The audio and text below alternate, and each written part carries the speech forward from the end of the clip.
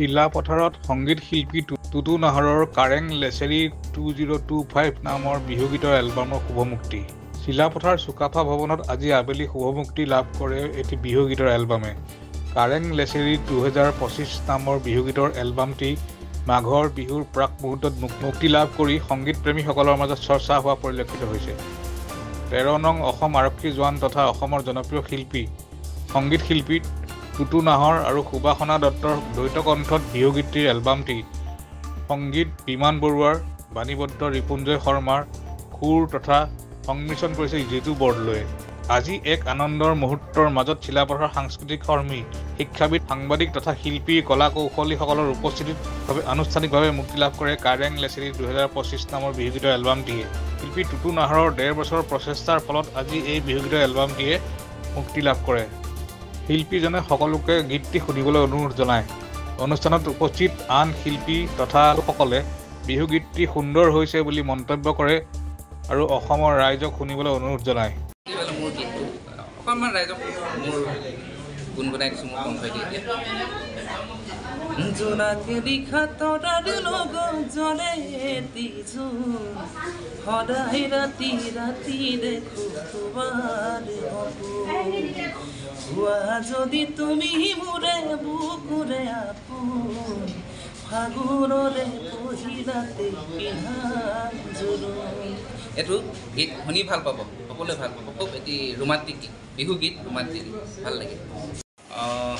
গীতটি কথাবোৰ মোৰ নিজে প্ৰযোজনা কৰিছোঁ গোটেইখিনি। গীতটি বাণীবদ্ধ কৰা হৈছিলে গুৱাহাটীতে আৰু মিউজিক কৰিছিলে আমাৰ সকলোৱে পৰিচিত বিশিষ্ট সংগীত শিল্পী বিমান বৰুৱা দা, তেওঁ কৰিছিলে। আৰু মোৰ লগত কণ্ঠদান কৰিছে সকলোৱে পৰিচিত জনপ্ৰিয় এগৰাকী কণ্ঠশিল্পী, যাক আমি মেলোডি কুইন বুলি কওঁ, সুবাসনা দত্ত বাইদেউ। তেওঁ খুব ধুনীয়াকৈ গাইছে আৰু খুব ভাল লাগিছে। তেওঁ তাৰমানে বহুত জনাইছে, গীতটি শুনক, আদৰি লওক।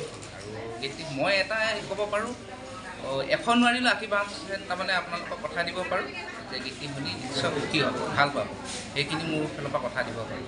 আৰু কাৰণ কেলৈ গীতটি কৰিব যাওঁতে মই 1.5 বছৰ দিন সময় লৈছোঁ, লিখোঁতে, সুৰ কৰোঁতে, গোটেইখিনি কৰোঁতে। তাৰ পাছতে বিমান দাৰ ওচৰত গৈ কেনে মই গীতটি কথা আলোচনা কৰিছোঁ। বিমান দাই কৈছে যে পাৰণতে কৰিব।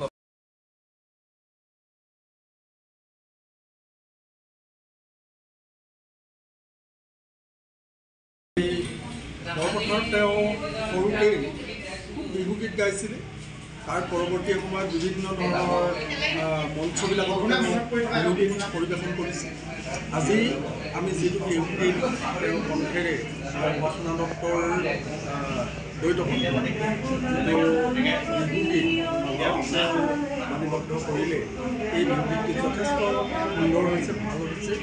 এই আমাৰ অসমত কৃষিজীৱী জনসাধাৰণৰ জীৱন ধাৰণৰ লগত এই গীতটোৰ বহু জড়িত হৈ আছে, সম্পৃক্ত হৈ আছে। আমি আশা কৰোঁ টুটু নাহৰৰ এই যি চেষ্টা, এই চেষ্টাই আমাক যথেষ্ট উৎফুল্লিত কৰিছে আৰু ৰাইজে গীতটো আঁকোৱালি ল'ব।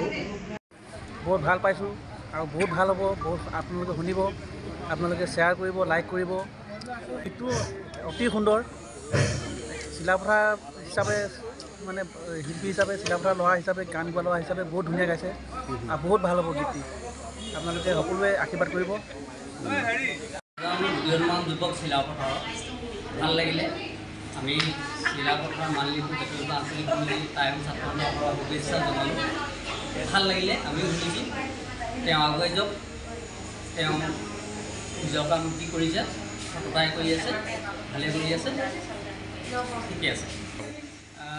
আমি যি শুনিলোঁ, আমি ৰাইজে আঁকোৱালি ল'ব বুলি আমাৰ আশা নাই। ধেমাজিৰ পৰা সঞ্জয় নাথৰ ৰিপৰ্ট, E24 লাইভ ব্ৰেকিং।